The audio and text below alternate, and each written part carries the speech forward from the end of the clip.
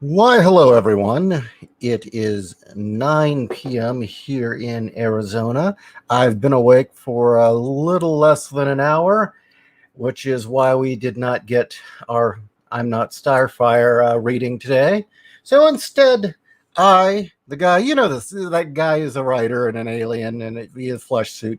It's me, J.Ishiro. Beside me, the woman who's beautiful and has big boobs. Kat, the night editor, and yes, because we're late to the show, we're just cutting straight to the chase. And as we wait for people to file in to hear our review of Tokyo Vampire Hotel and a critical breakdown of what went wrong, because this thing should have been great. It had every reason to be an excellent, excellent series, but we'll get down into what's wrong with it. Let's see. He did something with Nick Cage? Really? Sweet. It's too. I'm not going to be able to say that word. It's Buxomacious. Yeah, buxomacious. Buxomacious. Sorry. Well, if I've spent all day, sniffing glue. Actually, yes, and resin. Kat's been sniffing glue, so she's ready for a review. Oh yeah. She's flying. I'm not flying, but I must be here because I'm not all there. Okay, so let's give it a few more minutes as people file in for the show. And I will, how would we do this? Amaze you and fascinate you with stories of what it's like to be raising two little boy rats. Oh, what'd they do? Well, as you know, our poor Brack died about, 3-4 months ago? No, more than that. More than that. He passed away about 6 months ago. Yeah, poor Brack passed. He was an old rat, actually very old for a rat, very long life. But we brought into the house two new young rats, and I mean they were babies when we got them. Mm-hmm. Chaozu and Vegeta. Mm-hmm. And they're growing up, and they've passed that point in which they're intelligent enough that they're beginning to develop personalities. They have that, but now they're hitting that adolescent phase, and this is something that really smart rats will do. These little boys are going through the discovering gravity phase. Yes, I shit you not, this is a thing rats do. Discovering gravity. Both of them have discovered gravity is a really fun and interesting thing. And now the fun thing to do is to take different things up to the top of the cage and hurl them off to see what happens. Yep. We've had other rats do this, where they go through this phase where they just keep taking different objects to the top of the cage so that they can throw them off. One, to see what happens and the noise it makes. Mm-hmm. Now, this will probably last for about 2 months. Probably, yeah. And then it'll get to the phase of discovering just how many things they can crawl through and break into and open. Mm-hmm. So anyway, fun rat stuff. 9 of you are in the audience. I think we're ready to talk. Okay. Well, Star Storyteller is not familiar with what we are discussing. So for those of you who are in the chat who are not familiar with Tokyo Vampire Hotel, do you want to explain it, or shall I? Well, Tokyo Vampire Hotel is currently a mini-series on Amazon Prime, and you can watch it free. And it's directed by Sono, a director we both like very, very much. He did a film called Why Don't You Go Play in Hell, mm-hmm. which, it is not a horror film. It's an absurdist comedy about young filmmakers who somehow end up deciding they're going to make the most realistic Yakuza film ever. Yes. And end up casting real Yakuza gangs who then decide they're going to fight it out for real on. It is bizarre. It is bizarre. This director's also done a movie called Tag, which has been getting a lot of attention. He did Tokyo Tribe, which is very acclaimed. He did... somebody mentioned Suicide Club. Suicide Club's another. And yeah, he is a very good director. He's done really good material. So we were quite excited for a series directed by him, written, I believe, as well. I believe so, too. About two warring clans of vampires, one Romanian and one primarily Japanese. Mhm. And they're connected. They're two locations in Tokyo and in Romania by tunnels beneath the earth, and the apocalypse happens, and the new vampires have decided, well, okay, world's ending, let's prepare for the future. And they have this hotel, and it's a love hotel, as somebody Mhm. mentioned, where essentially they all say, congratulations, you get to spend eternity here making babies and being food. Now, don't worry, we're going to suit your every need, food, drugs, everything you get, hot chicks. You just have to give us blood on a weekly basis and fuck, And make babies. and it'll all be good. And as you can imagine, it starts to fall apart very rapidly.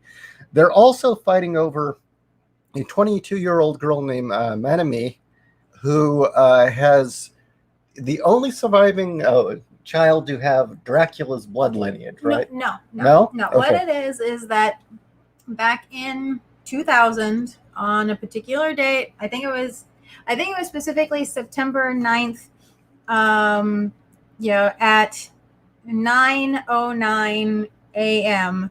On 1999. Yeah, in 1999, three babies were born who were said to be like the chosen ones because at that exact moment there was this perfect conjunction of the planets where they made a cross in the sky with Earth in the center. And so the vampires sought out these special babies, or the Dracula clan sought out these special babies and gave them Dracula blood so that they would be part of their clan because they wanted to have the special babies. Two of them wound up dying before reaching maturity. And they needed to reinvigorate their bloodline. Yeah. And Miami is the only one to survive. And the two clans are warring over her. Where they seem to, well, we'll get to that later. Okay. And so we started watching it. First episode was good, but seemed to have a lot of filler. Very good, but lots of padding. Yeah, just something wasn't right. Packing peanuts, as Kat calls them. Yeah. And I don't know. Despite the packing peanuts, it was really entertaining, and it worked. The follow-up episode, brilliant. Absolutely beautiful. Next episode, 5 minutes of plot, then a bunch of packing peanuts. Next episode after that, brilliant. Mm-hmm. And we're on episode, 7 now? Yeah, and it's becoming more and more filler. It's all packing peanuts so far. And yeah. And something... It's one thing when it's a packing peanut. It's another thing when you get fucking 7 minutes, I counted, of Miami screaming her fucking head off and running. I timed it. There's one episode where it's 7 minutes straight of her just running around screaming her head off. My fucking God, couldn't you find something else to pad the goddamn time with? Sorry. Yeah, I mean, the whole thing starts in a noodle bar with this woman here, an assassin, showing up and killing everybody in the most cute way possible. She was amazing. Yeah. We were sad when it looked like she died. We hope that she's not dead. But yeah, the imagery, the cinematography, the acting, this is a top-notch production. Mm-hmm. And we're watching it and we're like, what's wrong with this show? Something isn't right. Especially when, first episode kind of had some filler. We figured, okay, maybe it suffers from first episode curse, where you have to shove a lot of information into a short amount of time to try to grab as many people as possible. And sometimes it works and sometimes it doesn't. Maybe that was the problem with the first episode, because the second episode was fucking amazing. Yeah. And the cast... Oh, geez. Yeah, I mean, they are so damn good. Mm-hmm. And then we got to episode 6, and they keep reusing footage, and scenes are going on too long. And then they start, well, about episode 4, I think, was when we started having flashbacks to things that happened 5 minutes ago. And it's like, hey, wait a minute. Yeah, and it's like something seriously wrong is going on here. And at that point, then I started noticing scenes. And it's like, wait a minute, this isn't right. This isn't making sense. Why is she running around a fully lit room with a flashlight? And it hit me, my God, it's missing the effects. Yeah. Usually when you see a film, especially older movies from like the 70s and 80s, in which somebody is like running around a completely lit area with a flashlight, it means they did not finish the effects and treat the film to give it a day for night or blue for night or whatever. I mean, this was in a studio, so clearly it would just be an editing thing. Mm-hmm. And then we started noticing more and more effects shots that were missing or incomplete. Yeah. It was like, well, wait a minute. They're saying it's dark in this room and it's not. Or they're saying this thing's there and it isn't. Or yeah. And then there were a lot of continuity errors that just didn't make any sense. So it's like, okay, that person's back in the shot. That person's back alive. That person's here. That person's not bloody anymore. Yeah, and we suddenly realized they were using tons of B-roll footage Mm-hmm.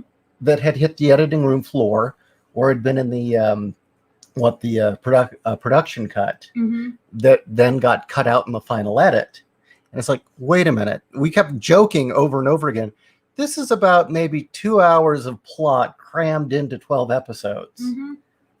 And it just felt really, really wrong. And lo and behold, let me shift over. It was. We don't know the full story yet, but something didn't look right. What we were watching was Amazon Prime original series, and it says it's Amazon Prime's. Yeah, original series. And we go over to IMDb, and I'm doing some digging, and turns out at the very same time there was a series released, or not a series, a film released in Japan, Tokyo Vampire Hotel, that's 2.5 hours. Like, there you go. So from what I can figure out so far, Amazon purchased this thing, and rather than just giving us the movie, stretched the damn thing out using all the cutting room floor and B-roll footage and repeated footage over and over again Mm-hmm. to stretch it out to 12 episodes. And I swear they used footage that wasn't part of it, because there's a scene where you have a character running through a particular... Oh, and her hair kept changing? Her hair kept changing, and she was running through a particular square in Tokyo. Now, I know this square is lit to hell. Oh, Roppongi? Yeah, it's not Roppongi. It's another one. But it is really, really bright in this particular shopping square. But it's not so bright it turns the sky blue when the camera pans up. They used either they created their own footage or they used footage from something else, where you have a girl like teeny tiny running through the square, and you can see the edge of the horizon, and it's freaking daylight, where she's supposed to be running around at midnight. Yeah. So and that's the first episode. Yeah. That was actually the point that I checked out of the first episode. I'm like, no, this is bullshit. And Ishii convinced me to give it another try. And I actually was happy to say, okay, I'm wrong, watching the second episode, because the second episode was so amazing. And then it was just all downhill. Right. And even the second episode, there were a few moments where you did all this like surrealistic imagery flashing for like 2 minutes straight with music. Yeah, and that was obviously boxed. It was funny. You turned to me and you're like, is this padding? I was like, yeah. Or to quote MST3K, this is nostalgic because we've already seen it before. Yes, and Yeah, just how many times that happens. And there's no excuse for it. But oh god. So do we want to spoil things, or I mean, we haven't finished the series. Yeah, we've so- only gotten to episode 7. Mhm. Go ahead and spoil it. I mean, it's unwatchable. Well, the fact that I think where we are on episode 7, the second act is just now starting. Okay. Mm-hmm. If we were watching the actual movie, we are now in the second act. Well, just using footage without the effects. Mm-hmm. That's bullshit. Especially in this day and age when digital effects are so cheap. They could have put the effects back. Well, it makes me wonder. Okay. Spoilers, just putting it out there. If you want to watch this, but you don't want to be spoiled, don't listen to our commentary until after you're disappointed. Oh, also, you know that often when you shoot in high quality video instead of film, they'll use various filters and processing to give it a certain atmosphere, a lighting hue, and film grain, or just and the finished parts of this show had all that done to it. Yeah. You know, like just the example I like using is, you notice in Lord of the Rings how, whenever they're dealing with the ring wraiths, everything seems bluer than blue. Everything the world, or the Matrix, how the Matrix is green. No, the ring wraiths is not bluer than blue. That's when you're with Galadriel. Okay. What's bluer, with the ring wraiths, everything has that dull gray tone to it. Mm-hmm. But then you get like a couple of vibrant colors, mostly colors that indicate life or blood. Those become vibrant, but the ring wraiths specifically, since part of what they do is they suck the joy out of you when they're around. Peter Jackson actually did indicate that in the coloring when they're around. I dated a girl once that sucked the joy out of me. I thought you knew several like that. I knew, but there was one I just couldn't get rid of. Oh. Oh man, that was a stalkery one. Yeah. But that's another story. We're not going. We're not talking about the ring wraith. No. But yeah, and anyway. She called that because she wanted you to put a ring on it. And you wouldn't.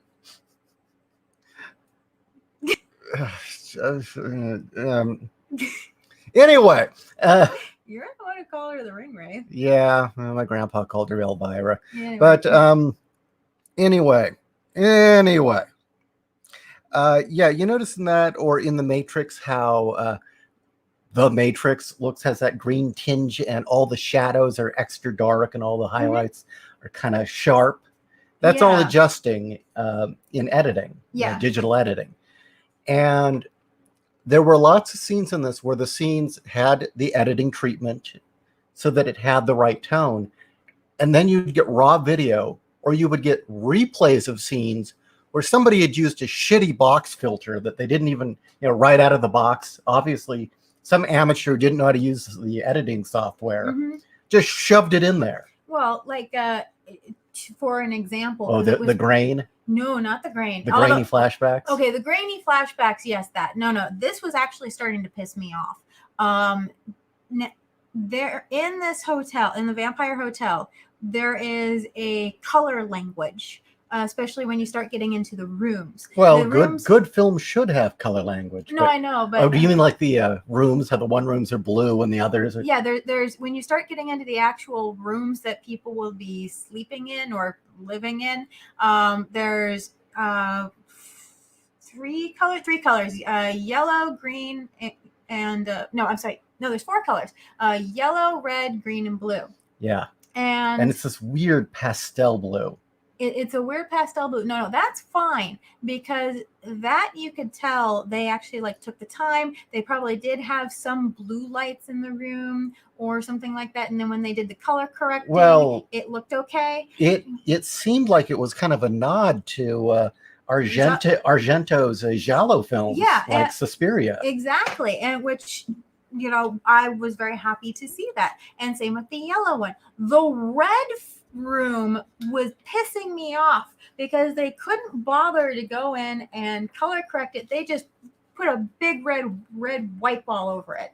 Well, you've got to be careful using red in video. I know there's certain colors. There's a small spectrum of red tones that will distort and flare on screens, especially digital. Stupid aside, but you ever notice how JPEGs? You look at a JPEG graphic, and sometimes the reds, everything looks fine, but the reds are blown out or kind of fuzzy and pixelated. That's because the image is using reds you shouldn't use. But no. Here's the thing. In the blue room and in the green room and in the yellow room, there are lights on the walls, sconces, that give off a yellow light that throw a yellow accent onto the person and the objects in the room. The red room is just red. Not always. Sometimes it looked like it was done correctly. Other times it looked like shit. Most of the time it looks like shit, and that was really pissing me off. And you could tell when it was properly edited and when it wasn't. Especially when they spent so much time in red rooms. If it's just going to be something where like it's there for like B-roll and then you're out, it's still unforgivable, but okay. But the fact that so many of the main characters spend so much time in red rooms, there's no excuse. There are scenes with dialogue that have that horrid filter on it. Yeah. This isn't, just somebody sitting there looking scared and pensive. Yeah, cat is sharp, and I'm not awake yet. That is very true. I'm still having the extreme sleep trouble. I thought I was coming out of the woods, dude, and I've had an awful weekend. But anyway, yes. And just passerby, if you find the movie, please let me know, because I've been trying to track it down as well. Yeah, I want to see the original film. Sono-san's a great. Yeah, he's a great director, and he writes almost all of his films too. Yeah. So he does the John Carpenter bit of has almost full control over what he's putting on the screen. So that's why it's like this is good, but why packing peanuts? Why sloppy? Why this? Was he on a deadline? Did Amazon make demands? No, there were just amateur errors that someone as skilled as him shouldn't and wouldn't have made. No, shouldn't and wouldn't have made. Or unfinished CGI shots. Mm-hmm. That, oh my God. No, and the thing is we've seen him do other films that had a shoestring budget and looked amazing, so there's no excuse. It's coming from Amazon. It's Amazon who's fucking it up. Fire Amazon's editor. Seriously. Well, it was obvious that they just thought, okay, well, this is a popular director. People watch his stuff. Here, we can stretch this out to 12 episodes. People like this Japanese shit. They'll eat it up. Who cares? Well, Tag did especially well for Prime. Yeah. Is what it was. Mm-hmm. And by the way, Clarkson, Hammond, and May, I have no idea who any of those people are, dude. Please enlighten us. I mean, Amazon's Suspiria remake was actually exceptional. But that was a movie. Yeah, that was a movie. And they paid for it. Same with Neon Demon. Which was exceptional. Yeah, they paid for it. They had no say in what was being made. Neon Demon was amazing. God, you want a modern day Giallo? There you go. Well, see, that was one of the things when we were doing film reviews that I want to get back to be honest with you, is we wanted to do a comparative Neon Demon and Starry Eye. Yeah. Back-to-back viewing and review, because Starry Eyes and Neon Demon have very similar themes. Yeah. And are shot experimentally. I mean, so you had more to say. You were especially angry. I still am. I'm being polite and making sure that we have dialogue back and forth, and that I'm not monopolizing the whole Go ahead and tear into a rant. Okay. He did something with Prisoner of Ghostland by Sion Sono. That's what came out this year. That came out. I saw that on IMDb with for Nick this year. Cage. I'm down with that. If you put Nick Cage in a weird role, He does great.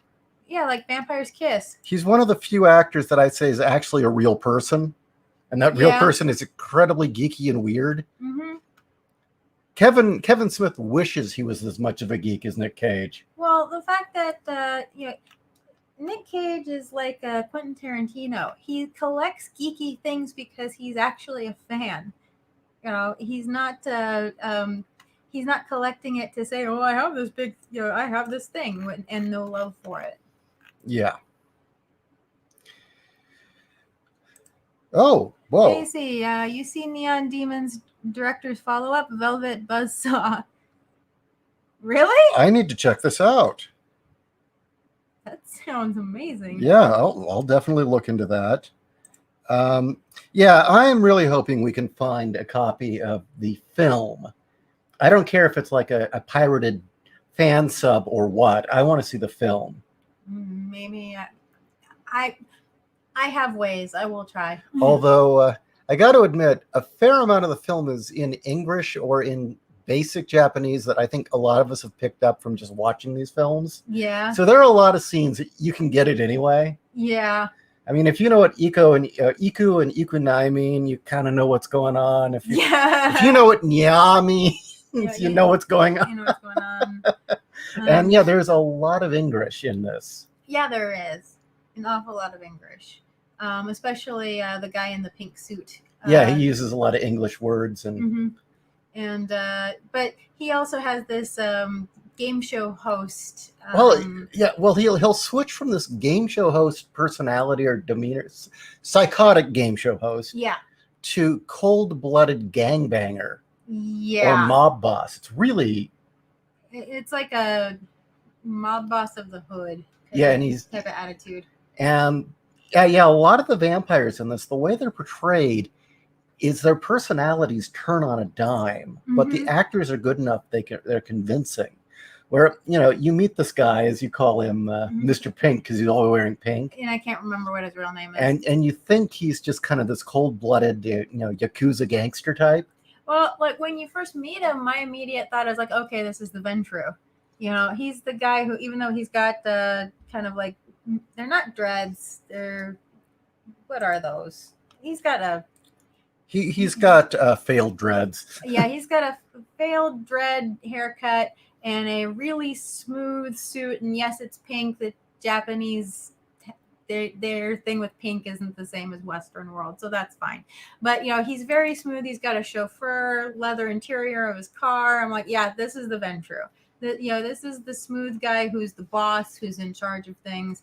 And then he takes the shades off and he's fucking crazy. Yeah. And then he puts the shades back on and he's Mr. Smooth again. And the actress who plays Kay, who's kind of the oh my God, she's amazing. I'm sorry. Yeah, she's kind of like the original Dracula clan's one of their main soldiers, enforcers, agents.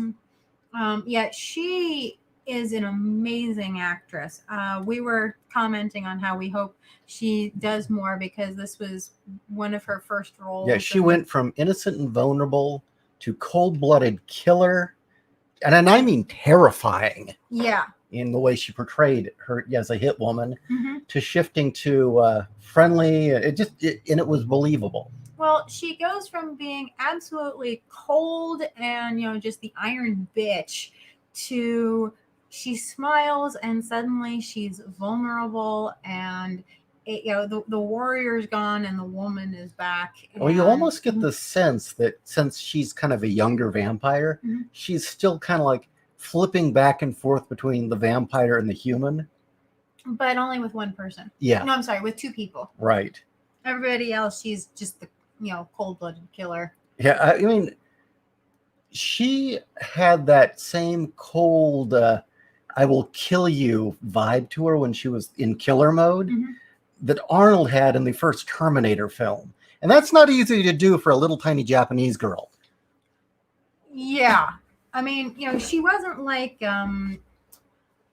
she definitely is not the same cold as I can never remember her name, the woman from Audition.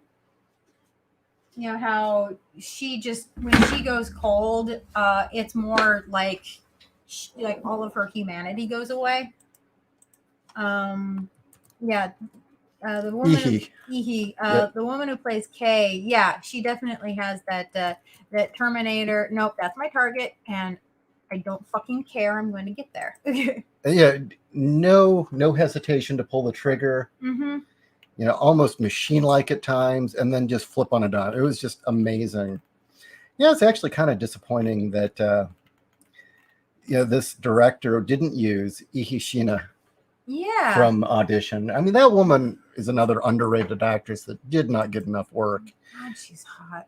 Yeah, that too. I agree. She is fucking hot. I mean, usually I'm not into women who are stick thin, but there's something about her presence.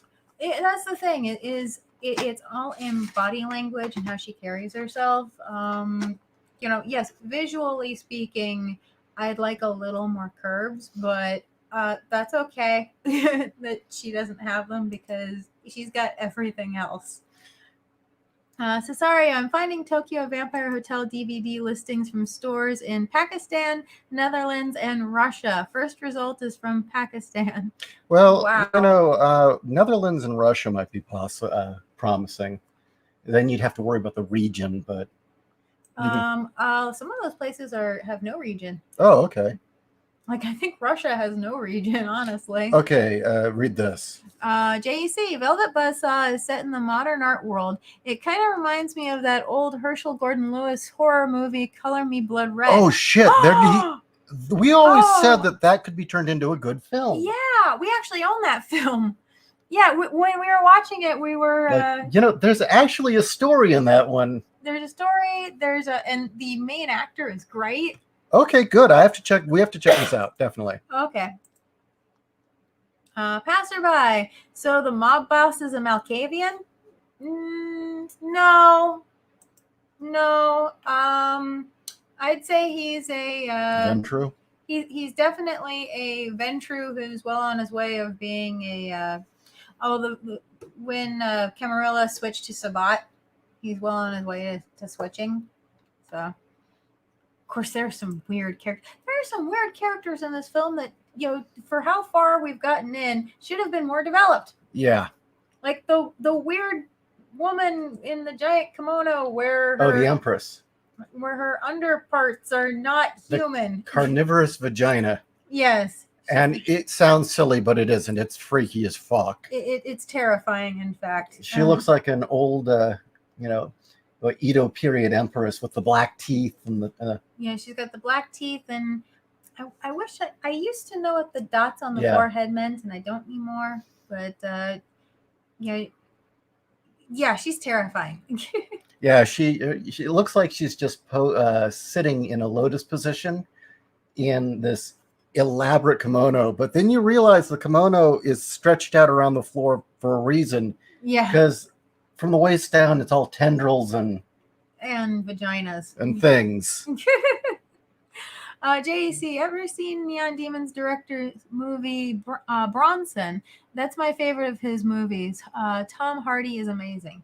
We'll have to see. Dude, okay. You have good taste, sir. Which hentai is this? It isn't a hentai, believe it or not. No, it's not. It's actually pretty tame. Yes, sir, you have good taste, even in terrible films. Because, Color Me Blood Red is a terrible film, but it is quite enjoyable. Well, it's kind of up there with, Ed Wood's films. Some of them are terrible, but enjoyable. So, I don't think there's much further unless you've got more of a rant in you. Oh, I probably could. I mean, the fact that... you've been seething about this all weekend, even though I haven't been awake for most of it. I could tell it was under the skin there, your desire to just let loose on how frustrated you were with this thing. Mayumi is not a character. She's a MacGuffin. She's an object. All she does is scream her head off and run away scared and be a fucking, boat anchor that people have to literally drag to the next scene. And then she has sex with whoever's available. Yeah. That's all she does. And it's really, really boring. And maybe there's more to her, but we're just now getting into the second act. Yeah. And it's really, really boring. Except for the fact that the IMDb pictures actually show Tokyo in ruins. I was convinced up until about half an hour ago that the apocalypse, where they're telling people, oh, all of humanity's dead and the people here in this hotel are the only ones left. I thought that was all faked. All fake and well, a it ruse. Still may be fake. That's true. It may still be fake, but it's hard. You can't tell because there's so much fucking padding that we haven't seen any establishing to say that it is or is not fake. When the ICBMs target everything, the ground should have been shaking at least somewhat. Was that an effect they couldn't do that they forgot to put in? Just there's so many questions, but the questions are not because I'm engaged in the plot. The questions are, is this due to a plot hole, or is it something that was in the original movie and we just haven't gotten there yet because they're fucking stretching it out? Yeah. Okay. Acid trip. How much tea is too much in one night and carnivorous vagina? Well, considering when the Empress feeds, they essentially take one of the many human prisoners they keep on hand and drop them headfirst down the... Well, and that's the other thing. If this is really the apocalypse, if it really did happen, they are tearing through the people a little fast to be preparing for like the next couple of centuries. They said for 100 years before they could leave again. Yes, but they killed like an entire floor of the hotel that was like 50 people. They slaughtered them in like 10 seconds. I have all the questions, and there was another not problem. The ones that they should be. There would be other things where they would say, "Wait, that's a plot hole. It's becoming an idiot plot. That doesn't make sense." Mm-hmm. And then, by the next episode, they'd explain it. It's like, wait, that should have occurred like minutes after. Actually, it was 2 episodes later because the thing happened. What happened was they were making such a big deal about, we need to keep Mayumi here because we need to wait for a certain time to happen so her blood can like reach its peak or something like that, and then they were going to feed her to this one matriarch. And Kay gets Mayumi out to escape and go to her clan, and nobody seemed to care. And I'm like, okay, maybe they'll realize in the next episode that this escape happened, because it's not like they took a secret way to get out. They were pretty blatant about the path that they took with fucking security cameras. But but then the following episode was all padding. Yeah, the following episode, nobody realized that Mayumi was gone. And then the episode after that, it wasn't until halfway through where it's discovered that, no, they let her go because they want the Empress to die so that Pink Boy can be the ruler. And it's like, okay, that would have been nice to have known like an hour and a half ago. Okay. It's just, Again, I have all the questions, and it's not the ones that they should be. Fiona, so she's Anita Blake? Worse. I can't believe I'm saying it. Carnivorous vagina? No, having sex with every man in the room. Oh, yeah. No, worse, because at least in the first couple of books, Anita was somewhat effective. All Mayumi has done is scream her head off and run and get carried around like luggage. She needs a handle attached to her. Seriously. Cesario. Okay, I found it. Looks like the Netherlands one was a review site, and now I found an Australian source. Oh, that is probably doing straight rips of the Amazon feed, thinking you got to go direct to Japan. I think so. Hopefully, eventually it'll get released on Blu-ray or something. By the way, I saw your thing about helping translators dodge the Taliban. Good on you, sir. Oh. Nice. So Thank you. I think, as an aside, since this was such a shit show, Yeah. let's talk about a Sion Sono film that we really liked. Yeah. Why Don't You Go Play in Hell? That film was great. Yeah, it starts out as just this, group of young filmmakers with a video camera, and it literally starts as them as what, adolescents?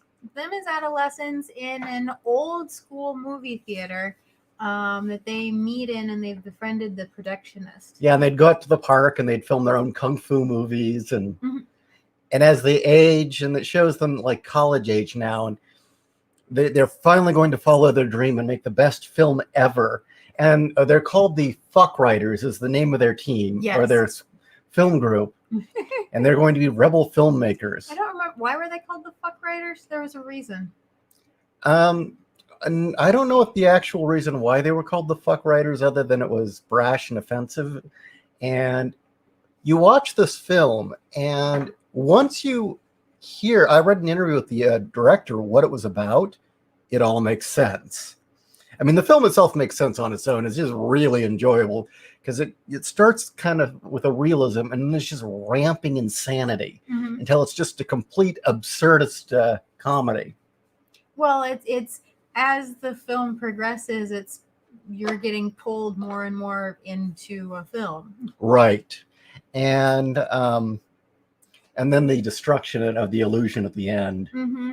which we won't spoil. No. But one of the things that was really cool about it is finding out that essentially it was autobiographical to some degree. Mm-hmm. And it was Sion Sono taking all of these memories of his kind of little rebel film group from when he was a teenager, Mm-hmm. which were called the Fuck Writers, Mm-hmm. or was it the Fuck Bombers?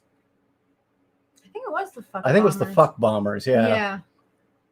And essentially, from what he had said, was as the film progresses, it keeps getting deeper and deeper into the fantasies of what these teenagers would share about. Oh yeah, we're going to make a real Yakuza film and get real Yakuzas, and we're going to. And he says, okay, well, I just took all these weird ideas and fantasies we had as kids and made it into a film. And it works. It works really well. I would highly recommend it. Yeah. Well, yeah, and the fact that I'm not spoiling anything by saying this, they did get quote real Yakuzas for the purposes of the story. They're real Yakuzas who are feuding. It was two feuding houses. Yeah. Yeah.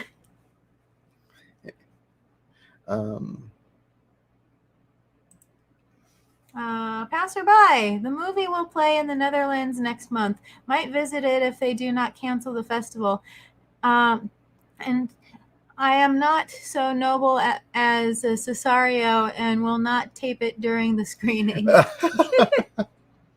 Dark Stranger, I don't know this show. Don't care much for vampires or zombie media lately. All the dull IMO. That's okay.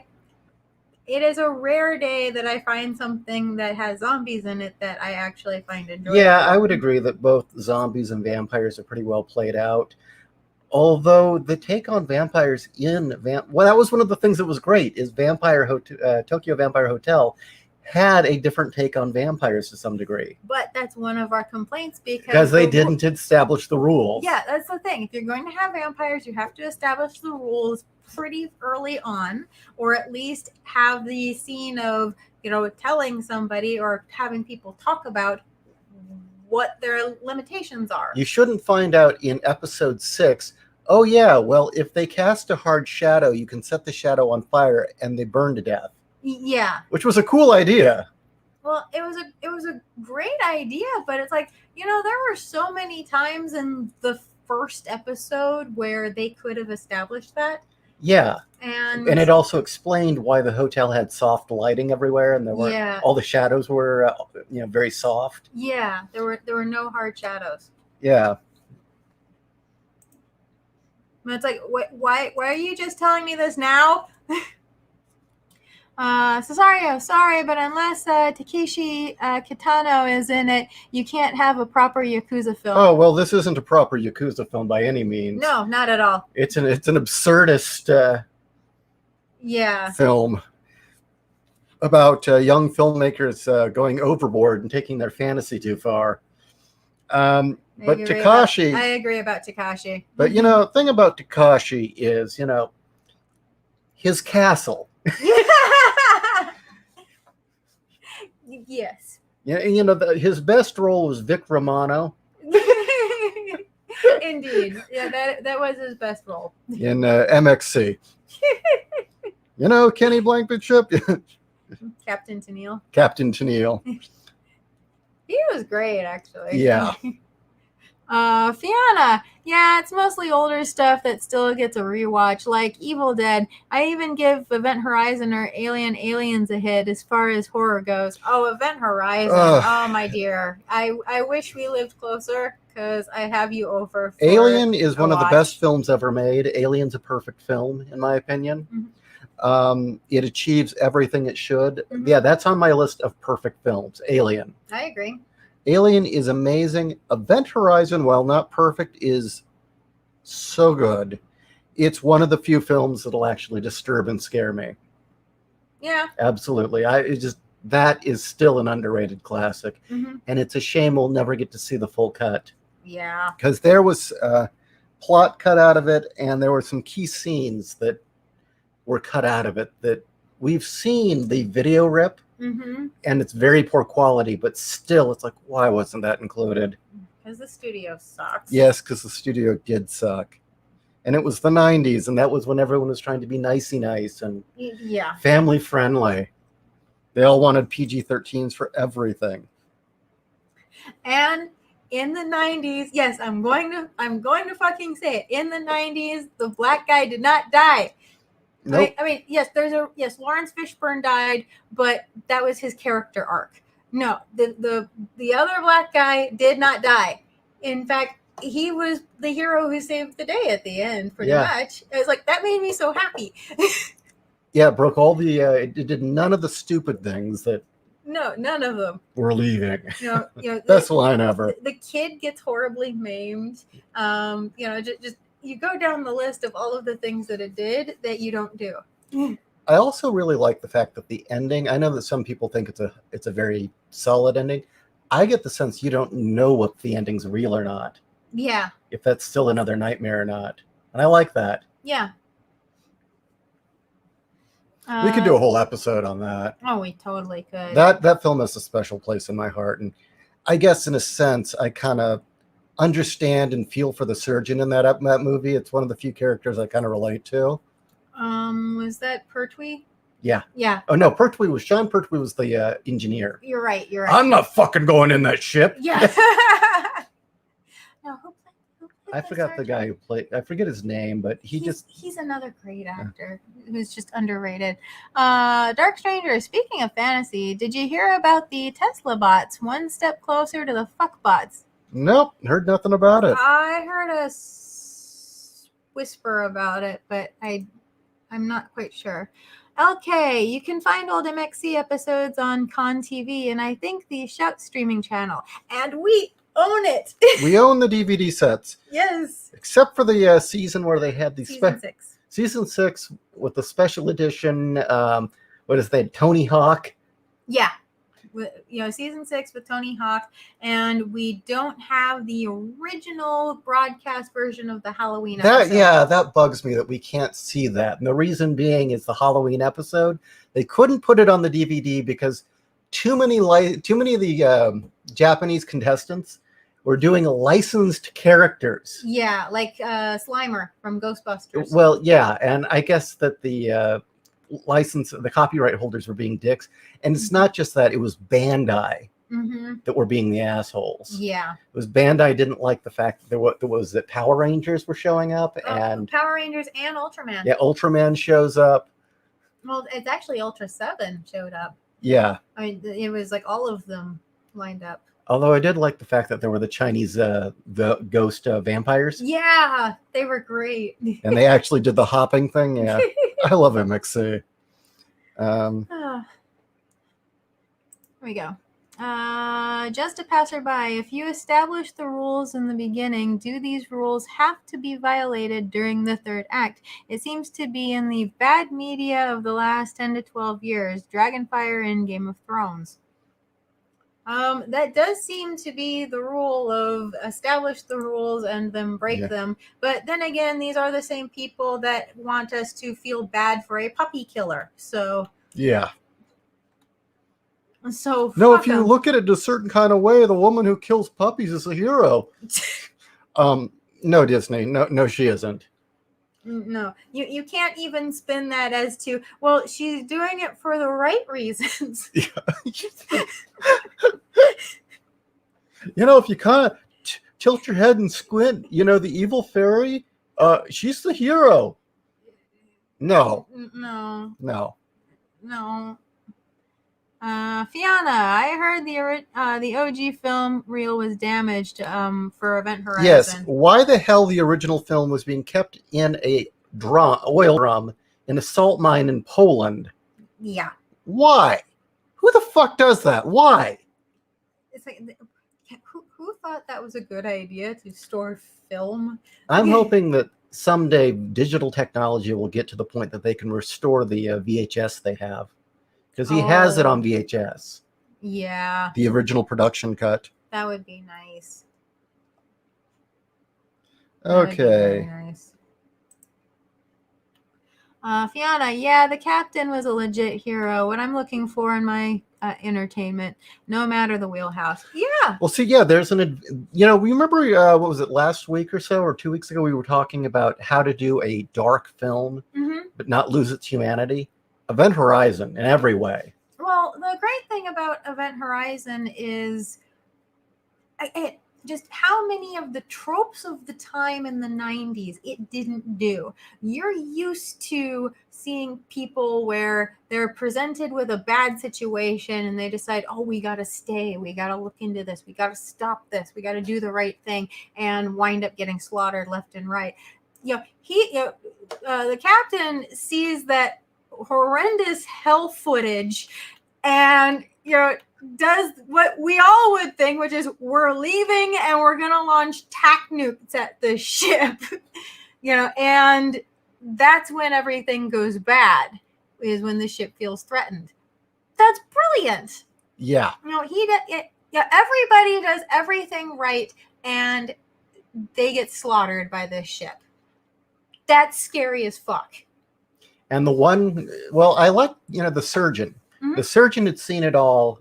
There was kind of a grimness to him. He'd seen things, and the ship couldn't get to him. So what did it do? Kill him. Yeah. It just outright killed him since it couldn't get to him.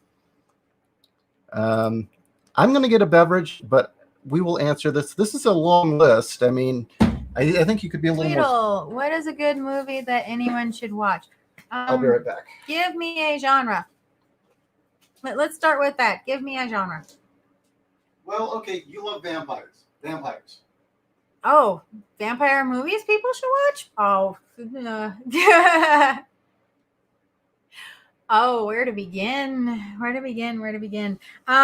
Well, of course. Well, the first question is this yay vampires or it has vampires? I'm just going to go with it happens to have vampires. And we're going to go with that.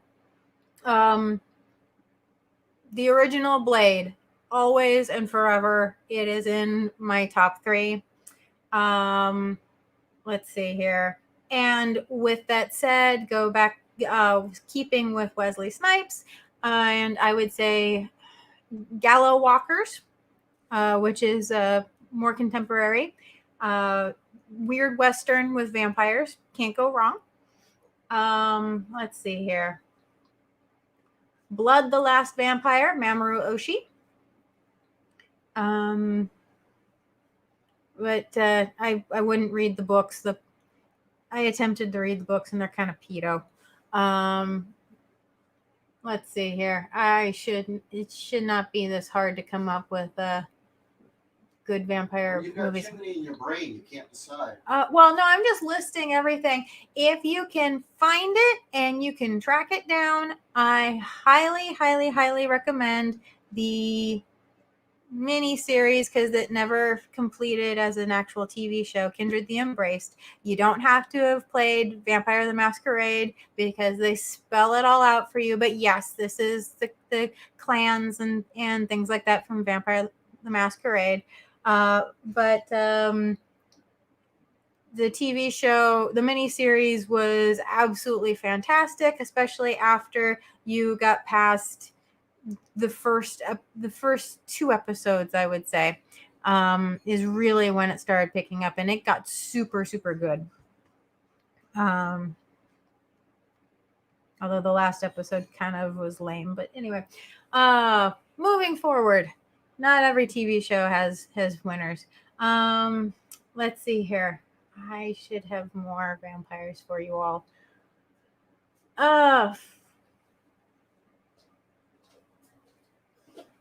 I should have more vampires. I know I should. I'll go for modern. I'll not vampires. Films that everybody, and I guess this includes kids, should see. Battle Angel Alita, or Alita Battle Angel. Yeah. The film. Yeah. Totally. That is watchable by everyone. I agree. That's one. I mean, if you want to talk classics, I mean, geez, Casablanca's unforgettable. Well. Okay, if you're gonna go all over the place, no, we have to set parameters here. Give people, if you are into this genre or you want to learn more about this genre, here are our recommendations. You can't go all over the place. Cube. We have Cube. I love Cube. Most of the films are made by that director. We did an episode on Cube. We viewed it. Did I replace it? Yes. I did? Okay, good. Sorry. I loved Cube so much from when I saw it on the Sci-Fi Channel back before the year 2000. That I bought the DVD as soon as it came out. And the DVD is so old that we tried to watch it last year.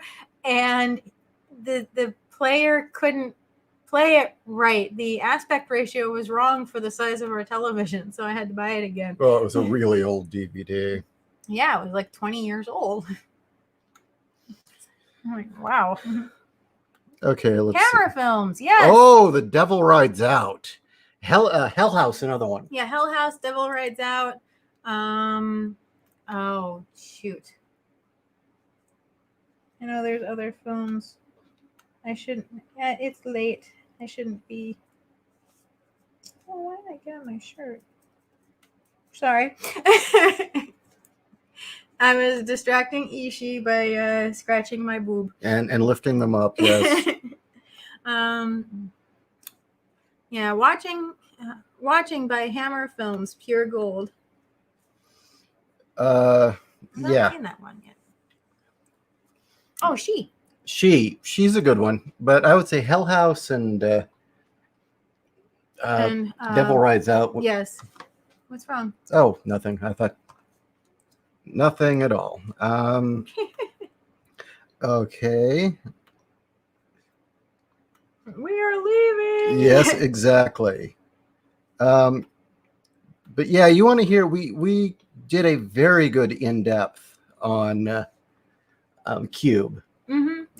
And yeah, I would love to do a rewatch of Event Horizon. Absolutely. And yeah, I know that Paul Anderson did Event Horizon.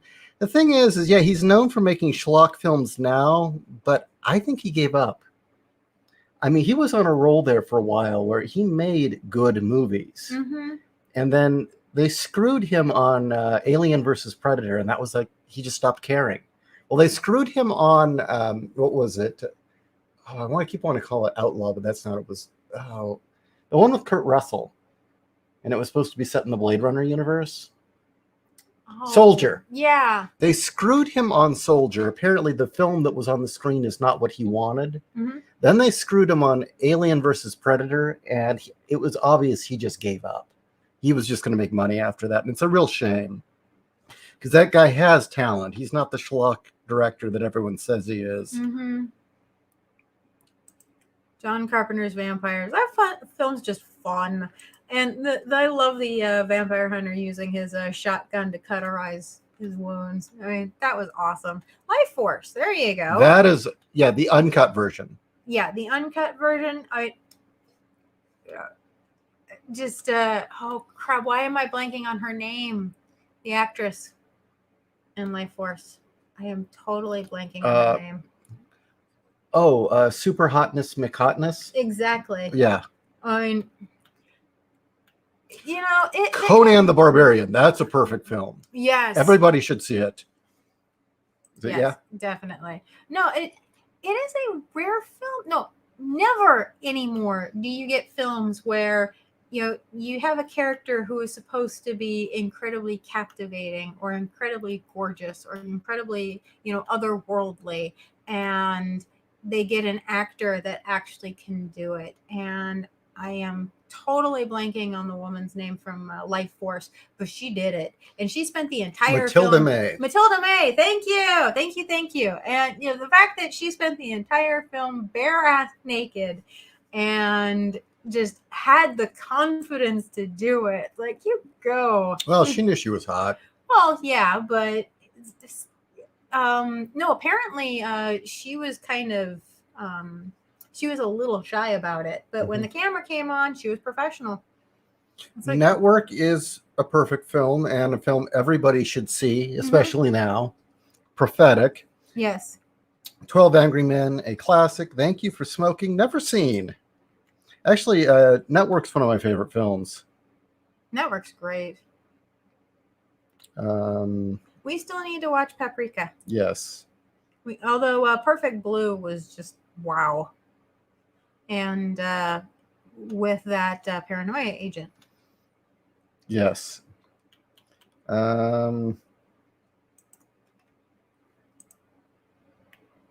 Cesario. Paul Anderson gave up when he started banging Milla Jovovich and used the Resident Evil films to proclaim, "I fuck this every night." Probably, but I don't really find her particularly hot. I mean, she's got kind of a pretty face, but yeah, but he's not wrong. Yeah, it's kind of like with Kate Beckinsale in Underworld. Again, she's got a very beautiful face, but I don't really find her particularly. I find her cute, but she needs a good script.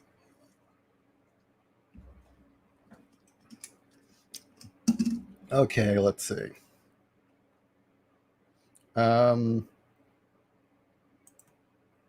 Wolf 10. She almost didn't do it nude. She was. Kat just explained it. Yeah.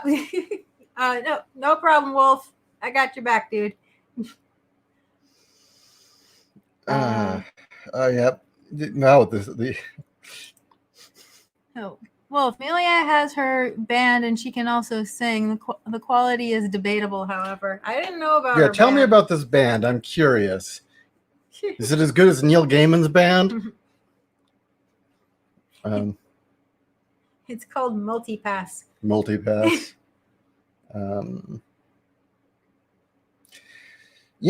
Okay. You like Network. And yeah, Network is one of the best films ever made. Most prophetic as well, and hilarious. Have you watched Max Headroom, the entire series? Watch the Max Headroom series. How many Seriously. Network references? Yeah, that show is so much, Network in the future. Tweedle. I love Escape from New York. Escape from New York always has a special place in my heart. There you go. That's putting it mild to say you love it. I mean, it's not even Carpenter's best film, but there is just something magical about Escape from New York, and it had such a place in my inner mythology as a child. It was my first real introduction to cyberpunk, and it was a sci-fi movie that looked nothing like anything I had ever seen. It was so different, so weird and bleak. Yeah, definitely. Well, that and how it can go from slightly absurdist to a a full-on Western Mhm. to just fucking bleak and dark and harsh and then funny again, and you don't get tonal whiplash. Right. Cesario, Neil Gaiman's wife, she was a train wreck. Her crowdfunded act didn't win her brownie points. Yeah, why the hell does she need a crowd fund? Her and her husband had so much goddamn money, Yeah. and they weren't paying people in the band. LK, I was a gigantic fan of Max Headroom. I need to track down the Shout Factory DVDs. Yes, you do, sir. Mhm. I watched it obsessively. That was just one of those series that really had a huge impact on me. When I was young, I think things that really stuck with me and probably shaped a lot of what I did later in life. Seeing Escape from New York, seeing the original Robotech Macross saga on television, massive influence. It was one of those things where we finally got the Blu-rays. Remember, we watched it, and it held up, and I'm like, my God, I had no idea how much Macross had influenced my writing and what I did later in comics. But the Max Headroom series, 20 Minutes into the Future, my God, that had a massive influence on me. And as a kid, I had dreams with imagery from Max Headroom and being caught in that world. Well, what was the name of the EP when you had your music project? Oh, Talk Shaka's first release, 20 Minutes into the Future. Yeah. Very limited release, by the way, but I think you can still get it on iTunes. You should. Yeah. As far as I know, it's still up. Another one of the best films ever made, definitely. One of my favorites. Although I think the one that I will always push is the Sky Crawlers by Mamoru Oshii. Yeah. Let's see. Oh, how about Chatterbox? Chatterbox is a movie everyone should see. Actually, yes. Now stay with me here. Stay with me while I describe it. But we are both serious about watching it. It's about a woman who one day her vagina starts talking, and it calls itself Virginia.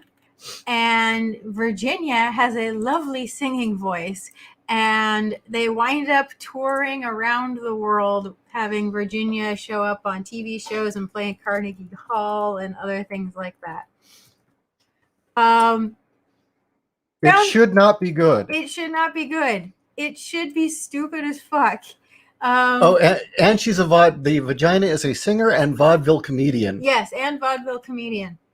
And other than the fact that the poor girl whose vagina has run away with her, and she's kind of been held hostage as her vagina goes on world tour, and she winds up being naked most of the time while her vagina is performing. You don't see anything. It's not really. Yeah. Like, you see nipplage because she's topless, but other than that, it's actually kind of a wholesome film. And it's funnier than it has any business being. Yes. And I believe it has ties to the Walking Dead, one of the producers. It was like his first film. Oh my God. Yeah. And I think somehow Frank Darabont has connections to it as well. Wow. But yeah, look up Chatterbox. By the way, as a Cinema Snob covered, there are 3 talking vagina films. The other 2 you don't need to see.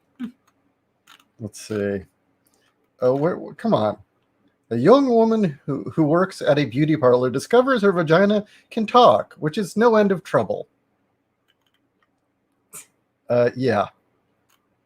And it has her from Star Trek, Spock's potential wife. Oh yeah, I forgot about that. So yeah, it's just that is a film. And Mark Taylor. It's like, how did this get made and why is it good? Yeah, it shouldn't be good. It is far funnier than it should be. It should be stupid. Another one that I really like is Tokyo Gore Police. Yeah. I mean, that is a film that, again, shouldn't be as good as it is. You think it's just a splatterfest, and no, it's a real movie, and it's insane. And with that said, I love Yakuza Apocalypse. Yeah, it's got. Oh, hold on. What? Did we just go off the air? Okay, no, there we are. Okay. Good, we're good. Okay. No, I love Yakuza Apocalypse. It Yes. has vampires. It has a weird mutant lady. It has a kung fu guy in a frog suit. I mean, it's just awesome. Yeah, and it's directed by Takashi Miike. Yes. JC, Cinesnob did an episode on Chatterbox. I vaguely remember it. Yep. Yeah, he even covered the other two Talking Vagina films, which are terrible. Mistress of the Obvious. Okay, Chatterbox sounds awesome, and it is. Let us know what you think if you see it. I think it's actually for free on Amazon right now. Wolf 10. Amelia's band was called Plastic. Plastic has memory. You sure Zoe Quinn isn't part of that? Yeah. No. Haven't heard any songs from them, so I don't know. I did hear her sing, though. Again, debatable. Oh, here we go. No, wrong one. Sorry. Okay. There we go. Night Owl. Not even the only Talking Vagina movie. There's also Angel Above, Devil Below, and another one I can't remember that title of. Is Angel Above, Devil Below, is that the French one? The thing is we could literally just break this down into genre before we sit down and talk about it, because we are kind of cinemaphiles in a way. I mean, yeah. Well, that's why I said, okay, you got to give me a genre. It's kind of a hard question. You got to give me a genre or a time period. So. Yeah, and they're just films that you would go back to over and over again are the ones that I think of. Definitely, I know it's not a film, but the Max Headroom series, absolutely. Also, if you separate out animated film, that changes the whole game as well. Gattaca. I have mixed opinions about Gattaca, honestly. Martian, haven't seen it. Dune, 1984 Dune, worth seeing in every way, especially if you can get the cable TV cut. I agree what you said, Fiona, about that Dune, though. And, yep, and Cast Fit. Hook and Jumanji. Definitely Hook. I need to revisit Jumanji. I have mixed memories of it, but I was also going through some tough times in my life, so. Videodrome, classic. Yes, absolutely. Videodrome. I wanted to do a review with Kat where it was Videodrome and Network back to back doing comparison. But you said that you needed better familiarity with the material to really do that, because you thought thematically it was a bit of a leap. I did. I mean, I'd like to give them a run through again and then say whether or not I think it's a good match. I still stick to I don't think it's quite there. The interesting thing about Videodrome is at the time, the idea that people would be addicted to TV, or that TV would be their method of staying in touch with reality, was kind of a nutty thing, but here we are. Yeah. Mistress of the Obvious. I still need to watch Tokyo Gore Police and Robo Geisha. Stacy, a Japanese zombie movie, was fun just for Bruce Campbell's Right Arm 2 commercial. Awesome. I haven't seen that, but Robo Geisha is great. Robo Geisha is just fun. Tokyo Gore Police, that is an experience. Yeah. Let's see. So, should we? There is there an uncut version of Videodrome? Whoa! But we've got the Criterion version, Yeah, I don't don't we? think. I think that's the original cut. I know a movie. I know a movie to recommend. What? If you can track it down, Weather Woman. Oh, that's another favorite of mine. Weather Woman's great. It's basically a What if the Japanese made a John Waters film? yes, It really does feel like if the Japanese made a John Waters film. yes, very much so. And I mean, it already starts off kind of absurd, and then it just takes it to 11, full on with a DBZ fight at the end. Oh, we got a question. Wolf, what about Vampire Girl, Frankenstein Girl? We just watched that this Yes, morning. we just watched that this morning. Wolf, I was kind of debating whether we bring it up because it's so goddamn offensive. I mean, it is exceptionally offensive, but funny. Yeah. I mean, if you can get past the fact that the whole thing is absurdist and everything's offensive, it's fine. Well, that, and I look at it as the people who are doing the offensive things, they're losers already. Mhm. So you're laughing at them for what they are doing that's offensive. Yeah. It's not the content, it's the people. So I've seen it multiple times. You just saw it for the first time yesterday. Yeah. What do you think? Of which part? Just Vampire Girl versus Frankenstein Girl. Actually finding out that movie exists because there's two separate manga stories. I mean, like actual two separate mangas that he mashed up into a movie of, well, I've got these two characters, let's watch them fight. That I'm now curious about each one of those stories. I will say I do love the portrayal of the vampire girl because I love how aloof she is and how everything is a laissez-faire. I exist only for this moment, so every moment is going to be pleasing and happy. To the point where she's almost bored and that she has no regard for humans. I liked that portrayal, and the fact that Pretty Boy was such an idiot. He is definitely a prize to be won. He has no say in any of it. Well, he even asked, he's like, don't I get a say? And the answer is no. My only complaint is that there wasn't enough of Frankenstein Girl. And when she stops being human, when she becomes a creature, she stops being a character. She now becomes a video game boss. Yeah, that's true. And it made me sad because there was so much potential for her. And strangely enough, that potential is hinted at with the box art.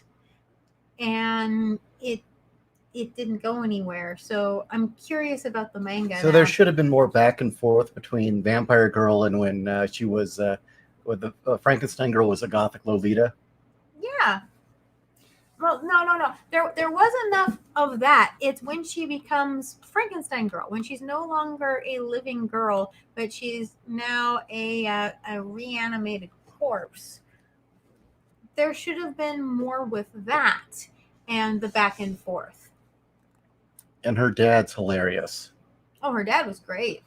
But I saw there's a lot of lost opportunities with that film, honestly. Yeah. But finding out why it was made, I just chalk it up to this was a vanity project. It's just him having fun with his own characters. And the Japanese also don't make films with the idea of this will be your first introduction. They make films with the idea of you're already familiar with the characters, you're already familiar with the story, you're just seeing it on the big screen. So knowing that, I give it a pass, but I find there was a lot lacking.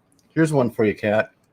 Victoria, what is a good Western movie? Oh, Gallow Walkers. You're gonna That's your go-to? That's my go-to. I'd say really. The Wild Bunch.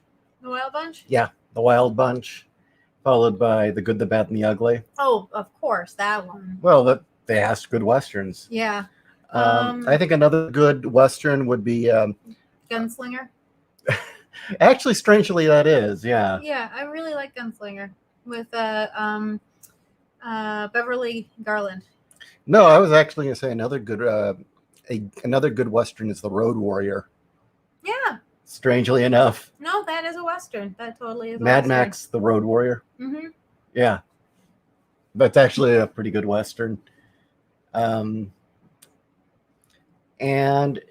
although it isn't, technically it isn't, believe it or not, Assault on Precinct 13 was essentially a western. Oh, I agree with that. No, it was written from the mindset of a modern western. I totally agree with that.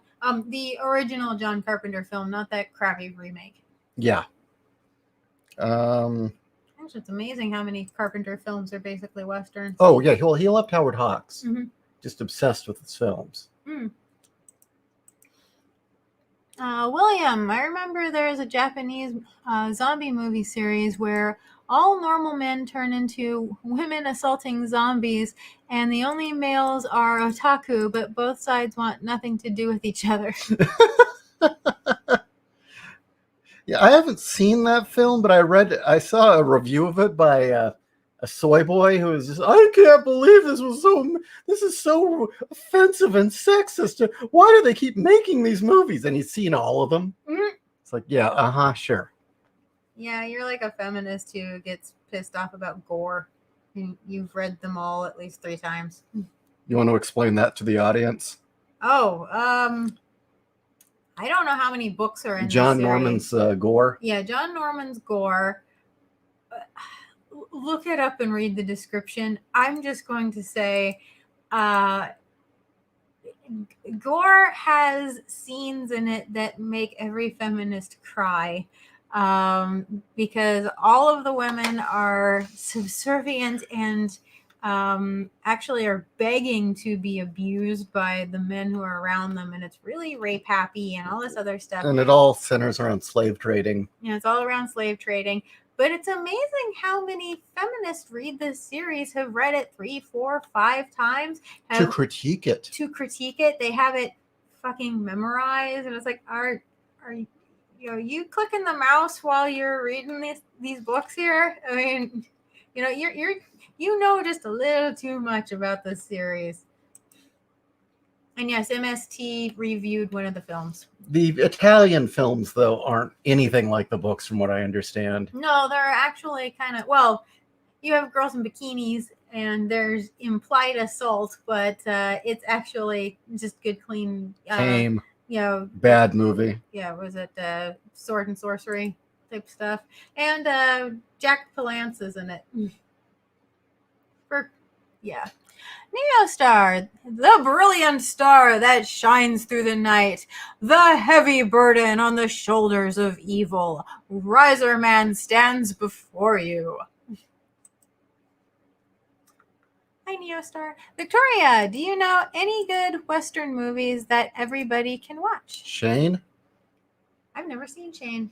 I would say most of the 50s era, yeah, they're violent, but they're 1950s violence, so blood isn't going all over the place. You don't see viscera. You don't. Yeah. There's no cussing. Though it's a little slow paced for our modern tastes. True Grit, the original True Grit. Oh, yeah, that would definitely anybody can watch. Mm-hmm. Let's see.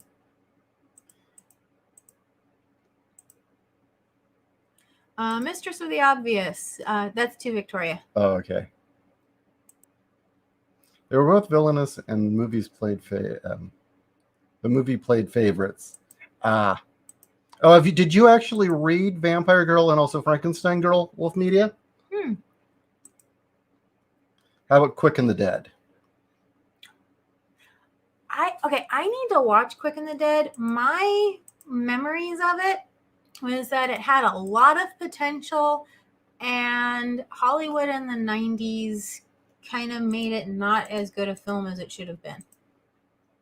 It had a lot of good stuff with it, but it also had some flaws. Mainly, I'm a woman and I can do anything type of attitude. That's my memory of it. Bar one. Though by the good and the bad and the ugly and the Wild Bunch, you were already into the era of deconstructive anti-westerns. Good westerns would be looking back to the Audie Murphy era. Audrey. Sorry. I think that's no, that's Audie. Yeah, that's Audie. Okay, well, so I didn't realize Good, the Bad, and the Ugly would be considered deconstruction. I can see the argument for the Wild Bunch, but the reason I liked the Wild Bunch so much was that it was set right, it was very obvious they were at the turn of the century. There's the mention that there's an airplane, and it's like, oh no, it is. No, seriously, I've seen it. There's airplanes. They fly and deliver the mail, and it's this gang of outlaws, and they're realizing that the era that they thrived in is coming to an end. And there's this line out of it that really stuck with me, which was, we're going to have to learn to think beyond our guns. And they were mercenaries. And there was also a line which I stole for Titanium Rain, actually, which is, I'll be damned. Is it? Well, maybe you won't be. Yeah. And the idea is they were all getting old. Their time had passed, and rather than die slowly and become relics of a time gone by, they went out in a blaze of glory for the right reason, of being heroic. And it's interesting that what takes them down, the machine gun. A Maxim machine gun, which was again another sign of the end of the 6-gun era. We're looking at modern warfare entering the. So yeah, I mean, yeah, sure. I guess you could call it a deconstruction. It wasn't the glory days of the Old West. It was these old gunfighters realizing their time had passed, and ultimately, in the end, they choose to go out in a blaze of glory rather than just become relics. And I like that. I don't know. It's probably one of the reasons I kept referencing it in a fighter pilot story. Dark Stranger. Okay, what? Where? Right here. I'll let you drive. By the way, any idea what topic is in store for your next writer's room? Curious because there is a topic I'm interested in getting some better details on, that being romance. Sure, we could do romance. I think so. I think you and Fiona might have quite a bit to say. Definitely. And I bet Buddy would too. I mean, I've seen my share, or read my share of terrible ones for laughs. Some of them live on the air with you.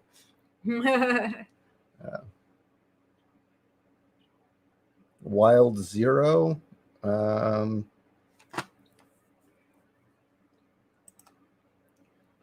JC, first time I watched The Wild Bunch, my house burnt down in the middle of it. How? That sucks. That happened recently, right?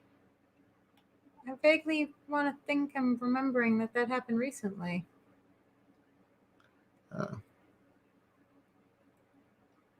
We were in the middle of watching something when that happened. Yeah. Do you remember what it was? Good, the Bad, and the Ugly. Oh. It was like we were right to the very end. Yeah. And we went to bed, and the next morning, the wildfires came through. Yeah. Tweedle, feminists love evil men as they turn them on. Indeed. Yeah. Let's see. Me, Grimlock, wanna know how ladies write good romance too. You ready for Monday, Wolf? Oh. That would be tomorrow. Yeah. Trenton. Speaking of airplanes in the West, my grandpa saw an airplane before he saw a truck or a car. It had to land in a field and took a week for the truck to get there with all the parts so he could leave. So that's fascinating. Yeah. Okay, Meet Grimlock King. So, one more. Fiona, my kingdom for more courtly romance. So that's what. So that's what's in Uplift Protocol. Oh, and we should I probably. like that. I agree. More courtly romance. Thank you for filling that void. Seriously. All right. Well, you want to call it a night? I'm kind of getting tired. Well, I've been up since 3. Triangle X.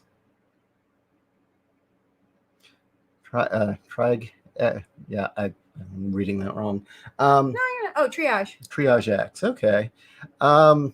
Yeah, unfortunately, I woke up from a night terror at around 3:30, and Kat was kind enough to get up with me and hang out with me until I could calm down, and we watched Vampire Girl versus Frankenstein Girl.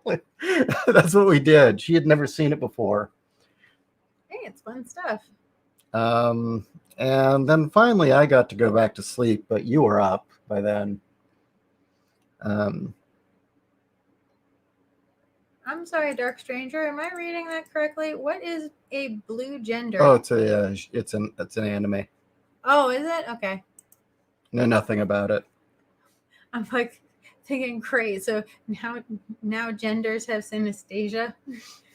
I do. No, genders. Oh, genders have synesthesia. Yeah. Oh, yeah.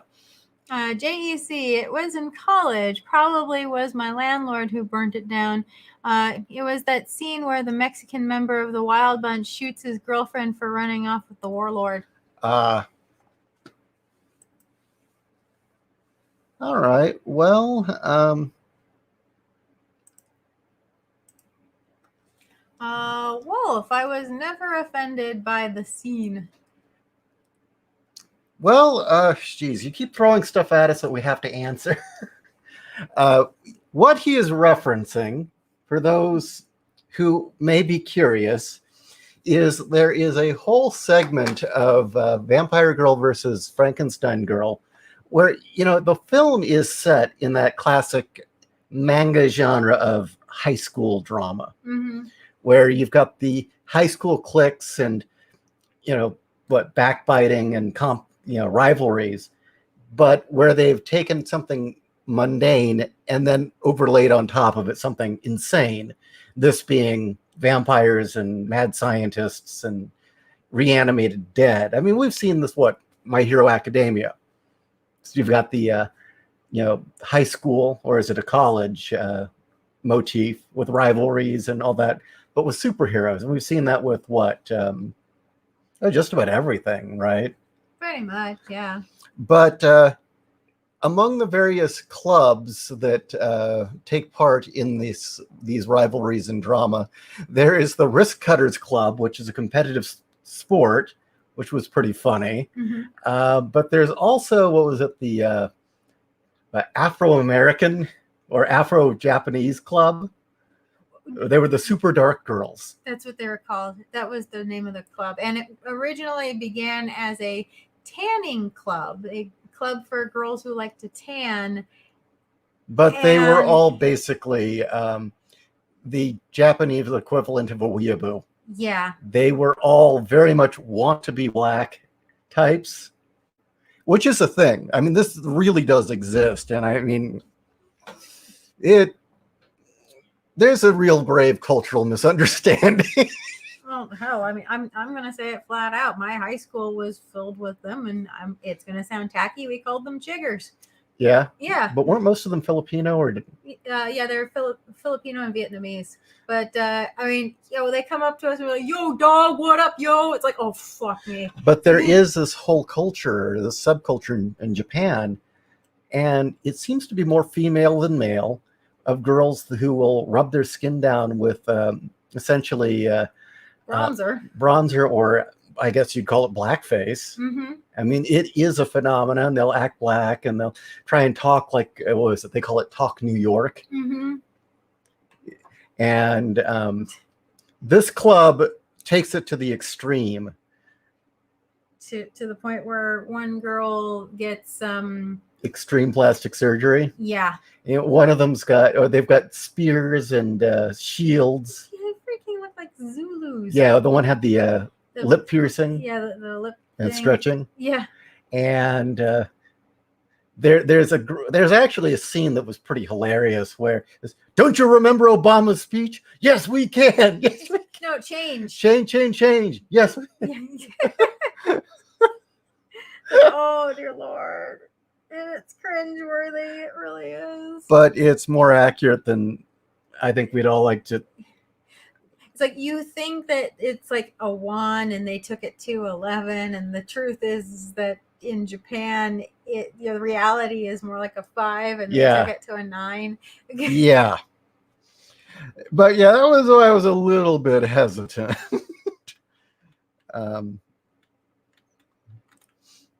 You remember we told Andrew and Jen to watch it, and they said that they were like, it blue screened to their brains, but they couldn't stop watching. Yeah. Actually, I knew about that scene. I had actually seen those cutscenes previous. I don't remember the circumstances, but I knew I had seen them, but I had completely forgotten that they had existed. Yeah. Until they came up. I was like, oh Lord. The problem with Mutant Girl Squad is that was when the quality started to drop. I mean, it's just very hard to, Mutant Girl Squad is very funny. There's lots of funny moments in it. I think it goes on too long. But you watch that next to, say, Tokyo Gore Police or Robogeisha, and it's Well, it's like, how long can you really, drag out Evil Sushi or that Haunted Toilet one? All of those, well, Zombie Ass I couldn't get through because it was too gross. The fecal thing was just too disturbing. But yeah, a lot of them I think would have been better as shorts. They just the evil. Was it Dead Sushi? Dead Sushi. There you go. That should have been a half hour. That should have been a movie trailer in a movie. The trailer's funnier than the film. Well, the trailer also tells you everything you need to know. So it should have just remained a trailer. What about Aphex Twin? That's to Just a Passerby. Oh, well, he's talking. Do you know what he's talking about? About Aphex Twin? The window licker video? I just know Come to Daddy. Oh, window licker is very disturbing. So what if you combined window licker and put them on the glass? From Sir Mix-a-Lot. You're actually a little closer than you think.